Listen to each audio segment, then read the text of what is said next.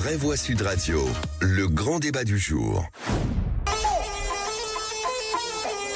Le parti Renaissance, dirigé par Gabriel Attal, propose d'interdire le voile dans l'espace public pour les mineurs de moins de 15 ans. Ça, c'est du plan de bataille. Hein, avec ça, on peut pas perdre. Ça me parle, j'ai déjà entendu cette idée quelque part. Ah bon? Ah bah oui, à droite, Éric Ciotti, Gabriel Attal propose ce que mettait en avant Éric Ciotti en 2021. Non, c'est pas vrai! Mais c'est super ça! Mais ça me rappelle aussi d'autres personnes. Les ânes partout, les djellabas, l'écriture illisible, ça dirait de grandir. Et Gabriel Attal qui propose d'interdire le voile dans l'espace public pour les mineurs de moins de 15 ans. Le secrétaire général de Renaissance en appelle à une nouvelle loi contre le séparatisme. Alors parlons vrai, est-ce que Gabriel Attal est dans le réel ou dans la com? Et à cette question, interdiction du voile pour les filles de moins de 15 ans, la proposition de Gabriel Attal est, vous dites, à 49% démagogique, à 45% nécessaire et à 6% scandaleuse. Vous voulez réagir? Le 0826 300 300. Et notre invité Malik Bezou est avec nous. Bonsoir, merci d'avoir accepté notre invitation. Vous êtes essayiste, spécialiste de l'islam en France et auteur de cet ouvrage. Ils ont trahi Allah aux éditions de l'Observatoire. Philippe Bilger.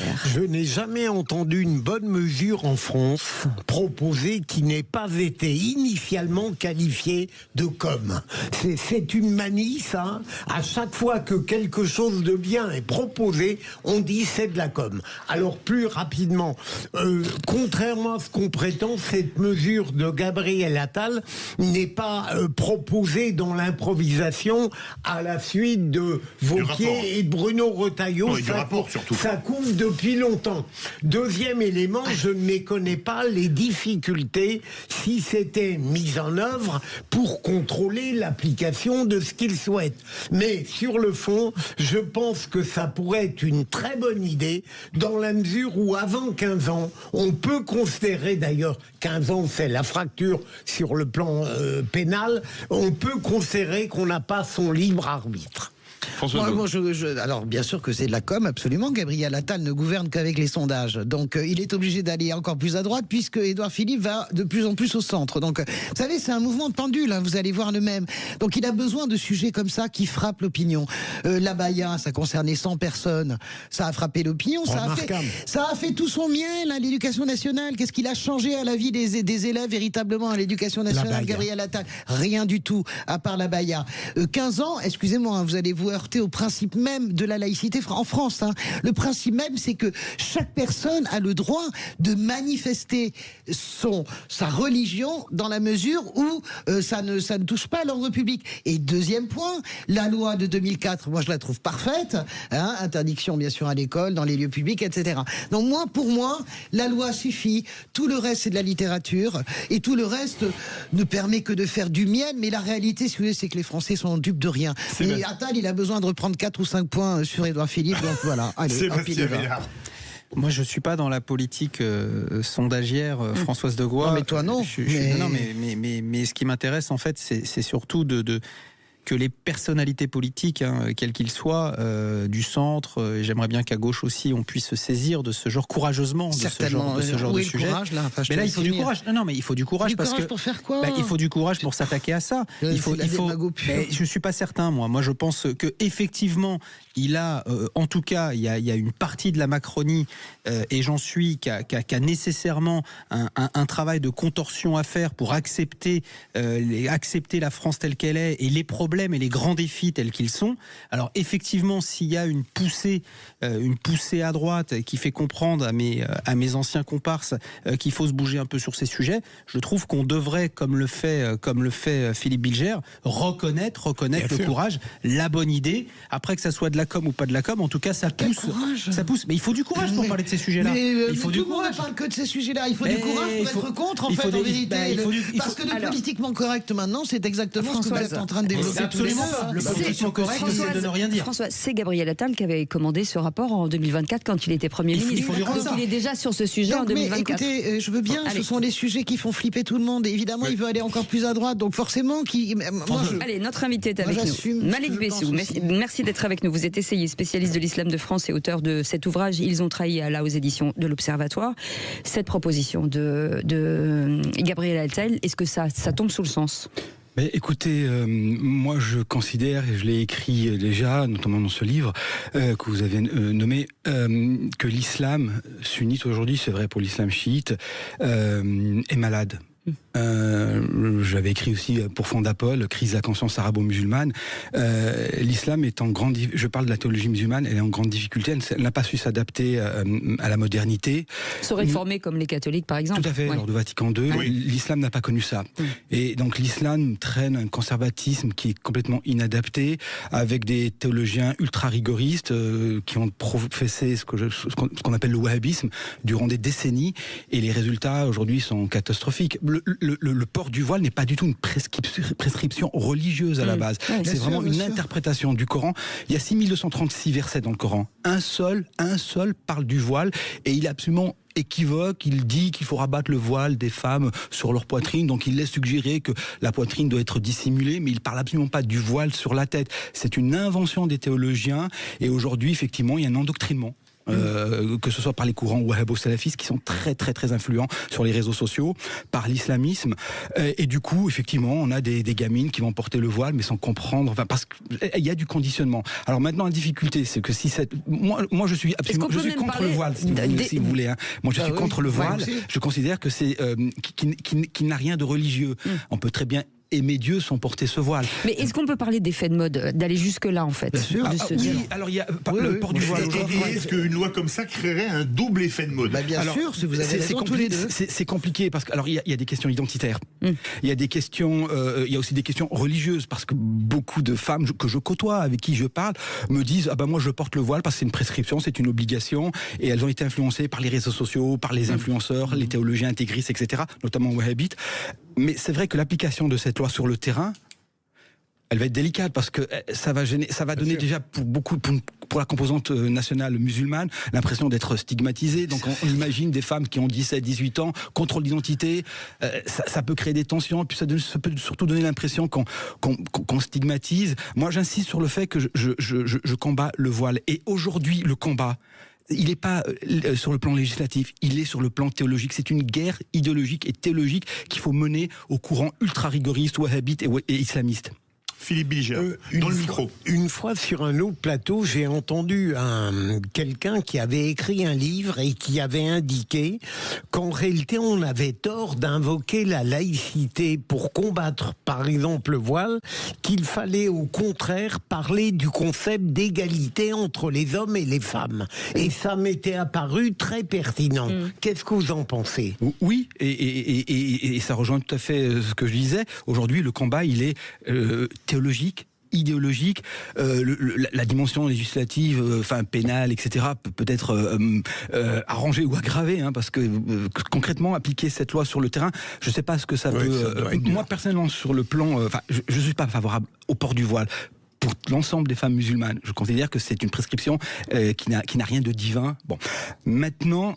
Clairement, le combat, il est théologique. C'est aux musulmans de mener une révolution et de se libérer. Mais ils le feront jamais. Ils le feront jamais. Moi, j'en suis peur. Vous savez, il y a des courants réformistes. Il y a des, ils sont là. On les entend pas. On les entend pas. Parce que sur les réseaux sociaux, on voit surtout les intégristes, les prêcheurs. Oui, mais pourquoi les réformistes ne s'organisent pas, n'investissent pas sur les réseaux sociaux? Alors la réponse est toute simple. C'est les milliards et milliards et milliards de pétrodollars qui ont été diffusés par l'Arabie Saoudite, d'antan, pas d'aujourd'hui. Mohamed Ben Salman n'est pas dans cette logique d'ultra-wahhabisation, hein. Mais l'Arabie Saoudite, il y a 10 ans, 15 ans, etc., depuis les années 70 jusqu'à aujourd'hui, des milliards de pétrodollars ont été diffusés pour propager cette théologie-là dans tout le monde musulman. Regardez l'Afghanistan du début du XXe siècle. Il n'y avait pas de voile. Regardez le monde arabo-musulman, l'Irak, la Syrie, la Turquie. La Turquie, c'est pas un monde arabo-musulman, mais la Turquie, Atatürk. Regardez les propos de Nasser dans les années 50 sur le voile, 50 ou 60. Mais c'est inimaginable aujourd'hui. On le traiterait d'apostat et de mécréant. Et il y aurait certainement un commandement pour l'abattre, pour des propos anti-islamiques, hérétiques, apostats, etc. Entre-temps, le wahhabisme qui a été diffusé, il faut le dire aussi, avec le soutien des Américains, parce que leur objectif c'était de contrer l'influence du soviétisme dans le monde arabe, qui était pour partie, comme Nasser, laïque, socialiste, mais en tout cas pas du tout religieux. Ils se moquaient des frères musulmans de façon... Non, excusez-moi, il n'y a pas que Nasser qui se moquait des frères musulmans, il y a également tout le courant des Palestiniens, aussi. Non, mais tous les Palestiniens et l'OLP.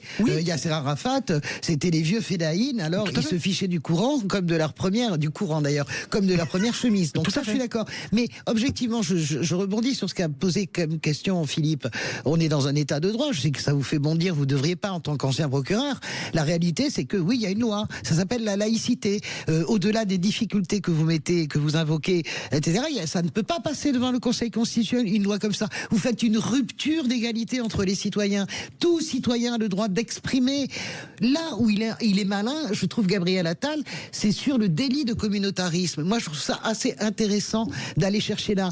Mais sur le voile, est-ce que d'abord c'est à vous et à moi de dire aux gens comment ils doivent s'habiller? Sérieux, si je pousse jusqu'au bout le raisonnement... Non, mais si on estime que le voile est un vêtement religieux, est-ce qu'il porte atteinte à l'ordre public ou pas? Nous sommes dans un état de droit, nous ne faisons pas des procès d'intention dans ce pays, sinon on est illibéraux. Enfin. Sébastien Ménard, Malik Bezou, et on part au 0826 300 300. Oui. Françoise de Gois ne raconte pas que des sottises. C'est vrai qu'on est dans un état de droit et que n'importe quoi. J'ai le droit de distribuer les bons points, les mauvais points. Non, mais pas toi. Allez, gagnons du temps. Non, mais ce que j'essaye de dire, c'est que effectivement, moi aussi, je suis contre le voile dans l'espace public. Je me suis souvent heurté, notamment quand j'ai donné des cours à l'université, à cette problématique-là. Et d'ailleurs, je suis pas resté bien longtemps. Ah oui, parce que tu donnes des cours. Des cours. Et je suis pas resté bien longtemps. Et j'étais à Paris 8. Alors Paris 8, c'est pas le 8e arrondissement, hein, c'est Saint-Denis. Voilà, c'est Saint-Denis. Voilà, donc c'était évidemment pas facile. Mais aujourd'hui, la question que je vous pose, monsieur, c'est pourquoi il n'y a pas une figure tutélaire suffisamment médiatique qui prend la parole. Je veux dire, il y a quand même une audience pour entendre vos propos, pour quelque part plus soyez et partout. Enfin, je veux dire. Allez, on laisse répondre parce qu'il nous reste très peu de temps.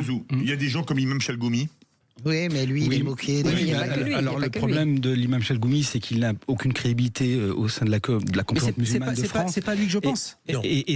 Oui, très bien. Mais c'est vrai qu'aujourd'hui, c'est un combat théologique, idéologique qu'il faut mener, et il faut quand même une certaine densité intellectuelle, historique. Enfin, quand je dis histoire, c'est-à-dire connaître l'histoire de France, c'est fondamental.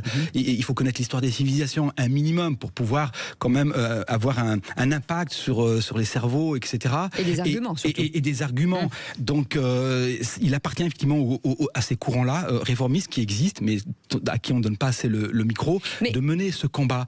Parce que, vous savez, le voile, ce n'est que l'arbre qui cache la forêt. Ouais. Il y a encore beaucoup plus inquiétant et beaucoup plus grave. Vous savez que, par exemple, les courants intégristes en France pratiquent le séparatisme en disant, en expliquant à leurs ouailles que la musique est interdite. Oui, c'est arabe. On l'a vu avec Renoir.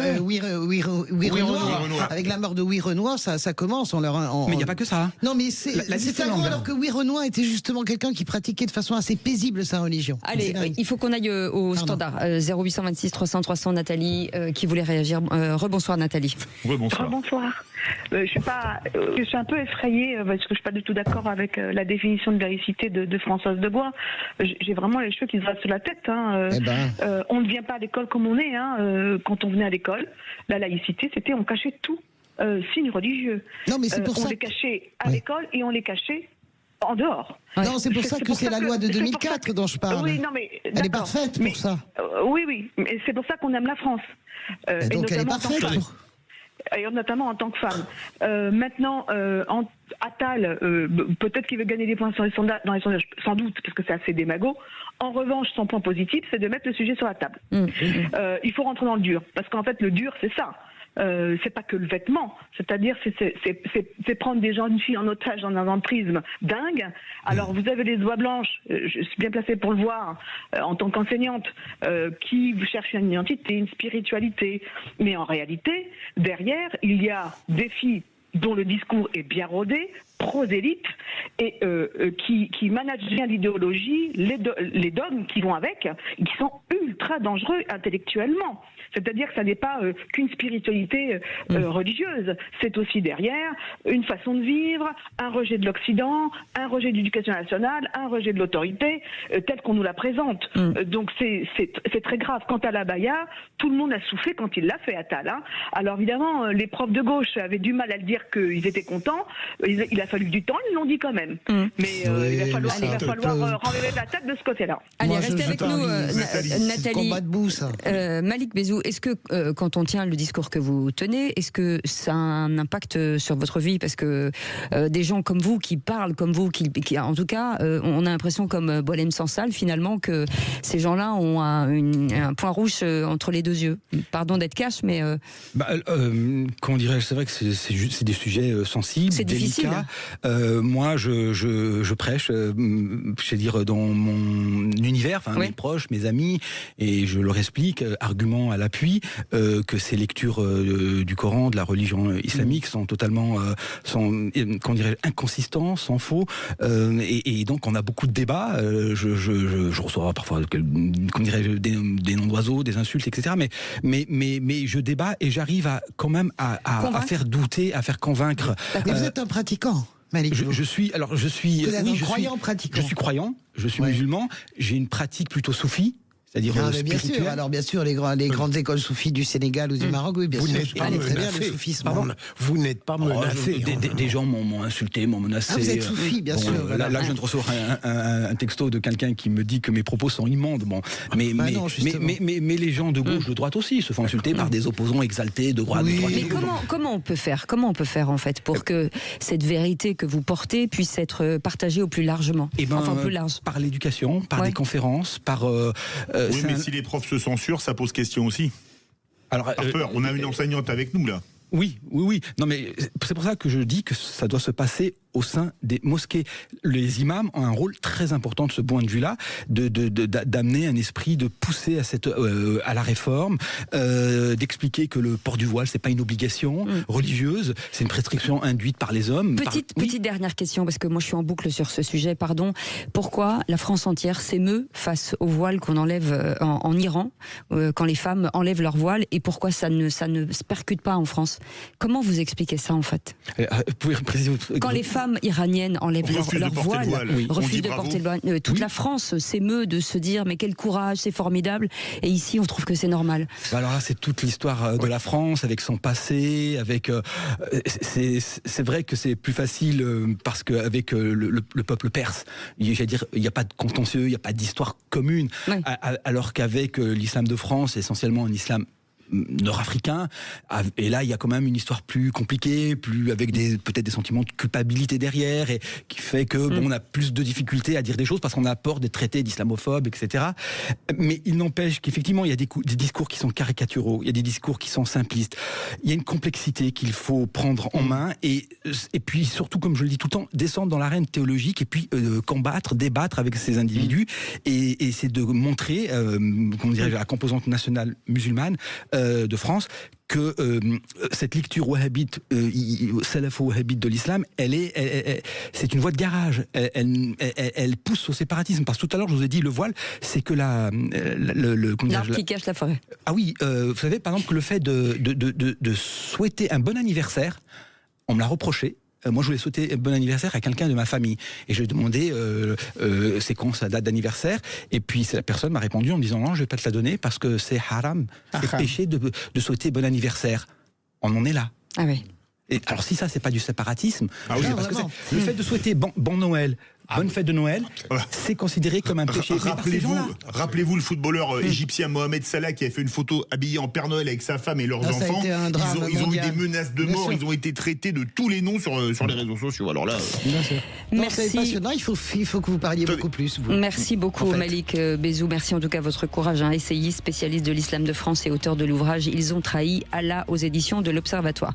On va vous garder pour le qui c'est qui l'a dit. Vous allez voir, c'est très sympathique.